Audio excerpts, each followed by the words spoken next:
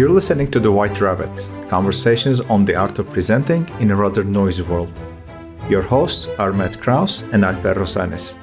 Matt helps leaders of international companies speak, write, and present with confidence. Alper is an author, communications trainer, and a startup investor with a diverse portfolio of companies in Barcelona. If you like this podcast, please share with your friends and colleagues. Now, on to Matt and Alper for today's conversation. So Alper, we owe these people two things. One is we owe them an example story structure, or a couple example story structures. And the other is we owe them punching holes into my no visual design theory. So which one would you like to do today?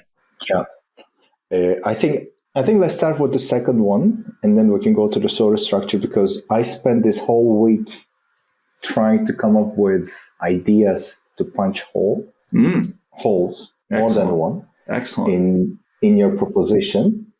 Well, I couldn't find many, except for maybe one or two minor ones, and I want to throw them at you and see how you respond to them. Okay. Because it's a big proposition. Okay. Yeah, and I've, in anticipation of lots of hole punching, I called an ambulance, and I've got one sitting outside right now. So, and it's ready. Prepared. Okay. So I'm prepared. I've got an ambulance ready to take me to the hospital. So punch away. Okay. So, like I said, it was a big proposition, and I took some time to think about it. The first thing that came to my mind was, okay, I understand that. I also agree with you when you said every presentation should be deliverable without using visuals. And then I thought about, but what about technical presentations or presentations where you're informing people of something completely new that they will need to be able to follow you step by step, and they might easily get lost during the process if you're not showing them something about where you were, where you are now, where you're headed towards, and what are the steps to take. Those are the things that I came up with that I want to throw at you and ask, what is your point on those kinds of presentations where you're not aiming to inspire people per se, but you're maybe aiming to inform them. Okay. So before we look at the various kinds of presentations, technical, blah, blah, blah. I think the main determinant is time, because the main question is, if you have a technical problem or if you have a hardware problem. Let's avoid the word technical since it's kind of confusing, since we can also be talking about technical presentations. So if you have a hardware problem, for example, if your video gives out, do you have time to recover? In a 2.5-minute presentation, the answer is no. In a 4-minute presentation, the answer is probably not. In a 30-minute presentation or in a 45-minute presentation, the answer is probably yes. So even before you worry about, okay, I'm giving a technical presentation or I'm giving an inspirational presentation, before you start worrying about what kind of presentation you're giving, ask yourself, how much time do I have for the presentation? And that will tell you more about how much visual design there's room for. Does that make any sense? It makes sense. So are you saying that if, for example, this is going to be a presentation for 1 hour and you will be talking about next year's marketing strategies, are you saying that it is okay to use visuals in that, and you would not be expected to be able to make the same presentations without using any visuals? Yeah. So if you have a 1 hour presentation on a marketing plan, for example, or if you are presenting, if you have 45 minutes or an hour or something with an investor, then you use visuals and use good visuals. Get yourself some professional assistance. Don't try to do it yourself with the existing PowerPoint clip art. So get some good visual design assistance. Okay. But yeah, 45 minutes or an hour presentation, you have time for stuff to go wrong. You have time, if your video crashes, you have time to implement plan B or plan E, plan C or plan D or whatever it is. So yeah, the longer the presentation, the more time you have to recover. And also, you mentioned, let's talk about technical presentations. In a technical presentation, it depends on who you're talking to. If you are giving a technical presentation, let's say you are giving a presentation on updates about the building a bridge somewhere. Let's say you're building a bridge across a large river and you're giving a status update about, so who are you talking to? That's one of the main questions. If you're talking to other technical people who are also involved and knowledgeable about building a large bridge, then you're probably giving a shorter presentation and they are probably already aware of the concepts. So you have much less of a need for visual design. If you're talking to a lay audience, you're going to need more time and you're going to need more visuals because they don't understand the concepts. When you say lay audience, are you talking about people who are not familiar with the matter?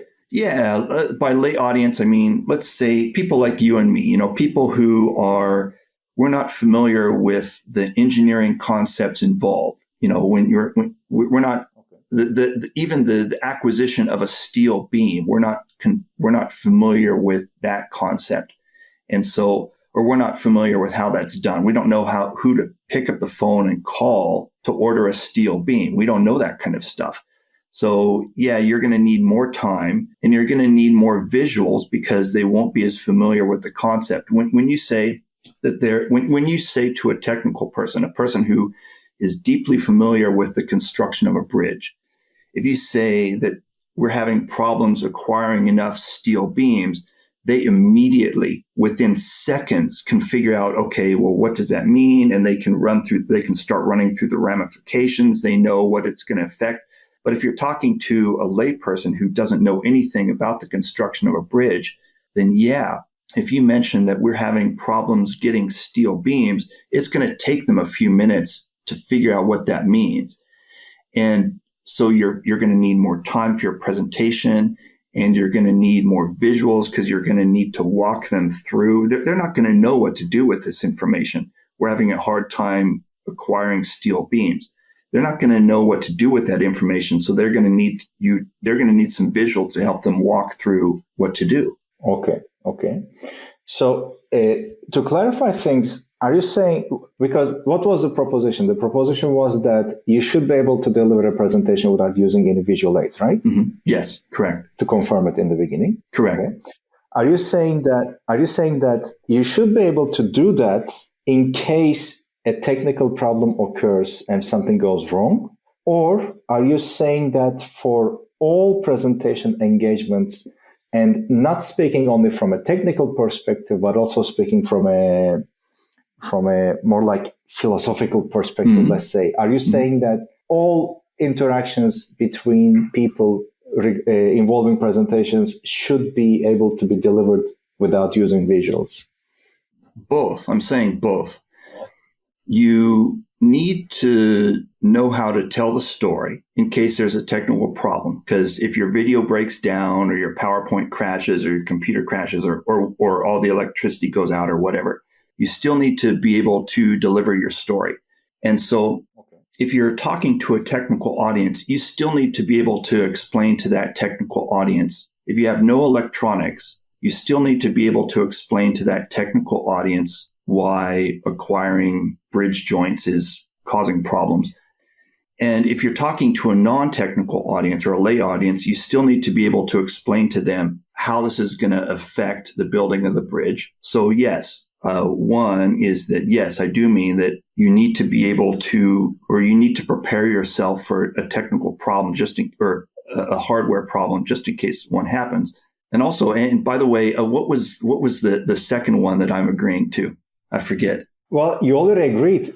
The first one was, should you be able to deliver presentations without visuals in case something goes wrong? Uh-huh. And my second point was, my second question, not my point, that I was throwing at you was, are you saying you should be able to deliver any presentation, regardless of the existence of technical problems. Any presentation you should be able to deliver without using visuals. Is that what you're saying?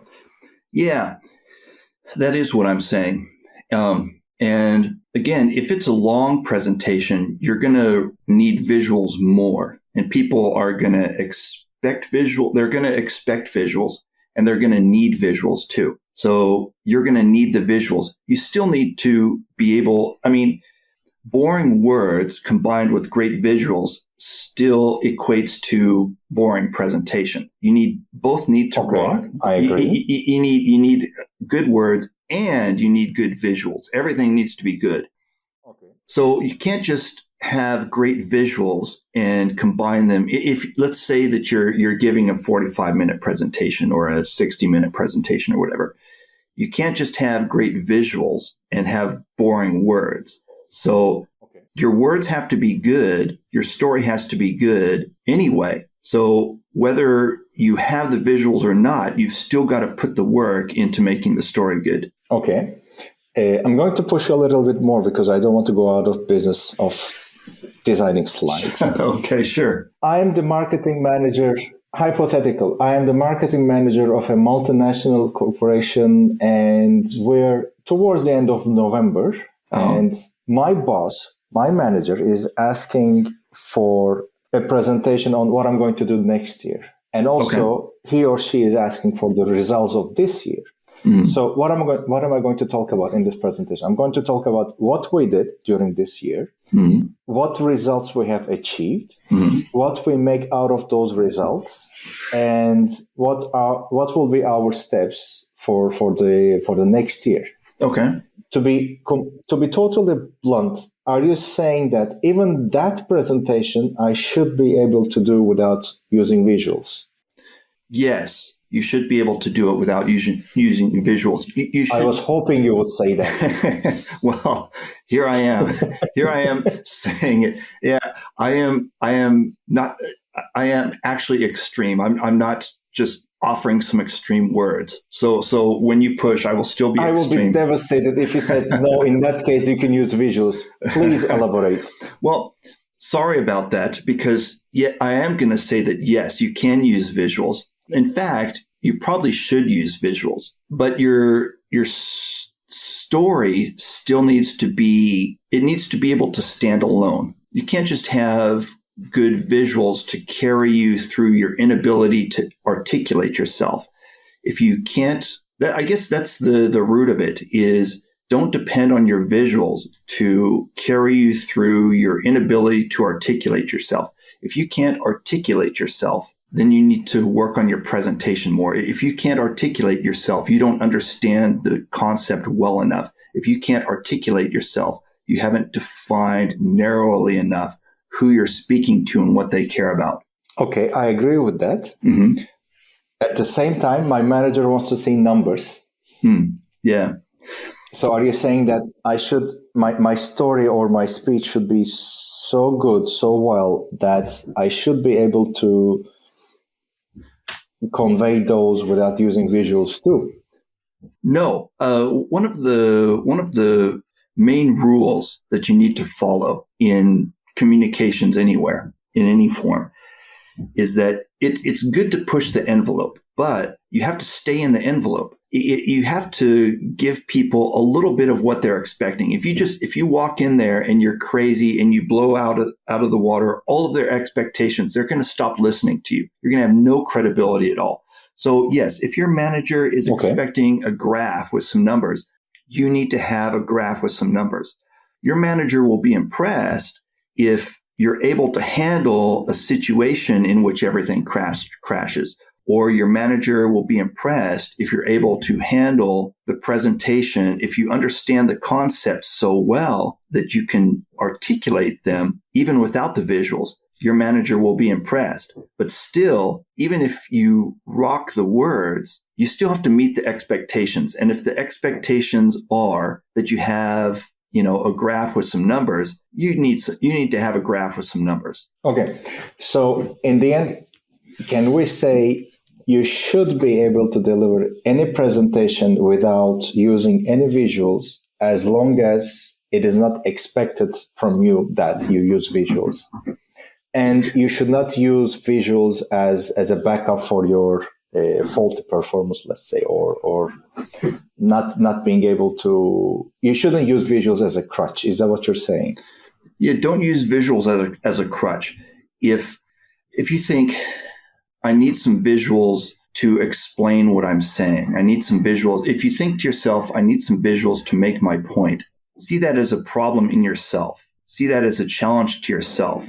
I need to figure out how to articulate this better. I need to figure out how to explain this better so that I'm not using the visuals as a crutch. And we're about to run out of time, not only with the podcast, but with the time that I've scheduled the ambulance. So let's limit it to just another question or a couple minutes, and then we'll wrap up for today. All right. No, I think I'm good. I think we came to a good point. The only thing is, in the next episode, we will need to give people the tools to do that, and maybe because you said don't use visuals as a backup for something missing in the speech or in the story, and it's going to be a good idea to talk about what you mean by that. So in the next episode, we'll do that. Yeah, we're definitely going to need to give these people some advice that they can use. Tell a story is not advice that you can use. So yeah, we definitely need to give these people a story structure. I want to hear about that too. Yeah. Okay. It's coming. So at the end, we can still keep on designing slides. We can still remain in business, but yes. not use visuals or not preparing well enough to deliver a good story with the presentation. Correct. All right, Matt. Well, it's good talking to you. I like these conversations and looking forward to the next one next week. It was good talking to you, Alper, and I'm looking forward to it too. Talk to you later. All right, take care. Bye-bye. Okay, bye-bye. Thank you for listening to The White Rabbit with Matt Krause and Alper Rozanes. You can subscribe to the podcast on Spotify, iTunes, or through your favorite feed.